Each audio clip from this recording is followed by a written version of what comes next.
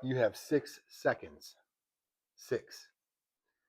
It took me 6 seconds to sit in this chair before I even started speaking. Hardly seems fair, does it?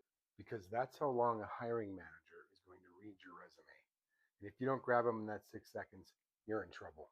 AI can polish your resume, but it can't tell your story.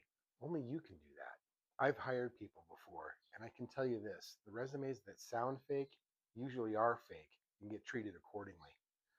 For example, if a resume is full of buzzwords like team player and results driven, it's just fluff. That doesn't tell me anything about your story. If you hand your resume to AI straight out of the box, it's like hiring somebody to give a speech at your wedding who doesn't know your name, your backstory, or why you love that person.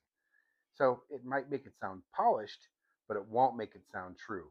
And that's the problem right there. Here's what I mean: AI is going to say something like results driven professional with strong communication and leadership skills. Okay, what's a human being going to say?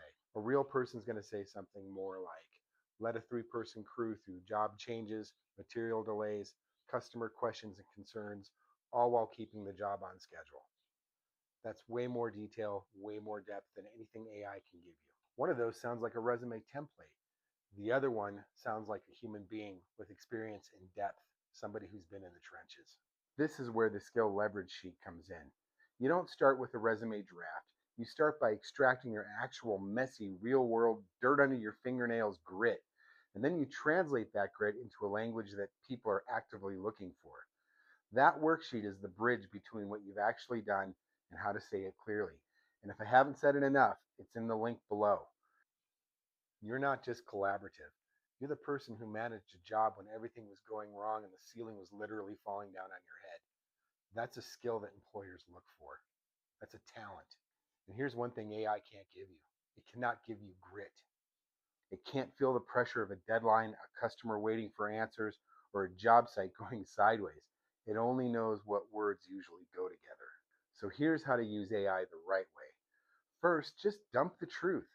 Write out your work history, your cover letter, your responsibilities, and your best work stories. Second, extract the real value. Pull out what you've actually solved, handled, improved, fixed, or led. Third, you need to translate it, that real life experience, into a language that employers understand. Fourth, then you sharpen it with AI. But don't just say, write my resume.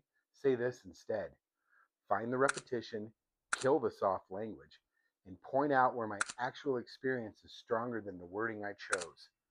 Show me what sounds generic, vague, or AI generated. Think of it like this: you're the author, AI is the editor. Absolutely use AI to define your edge, but not to tell your story. There's a ton of websites out there that can teach you about the different AI engines, prompting, and all that. So I won't get into it.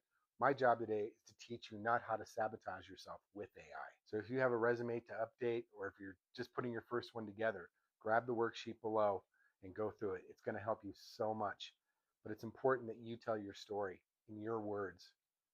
Don't let some robot guess your story. Only you can tell that. Remember, endeavor to persevere. We'll see you next time.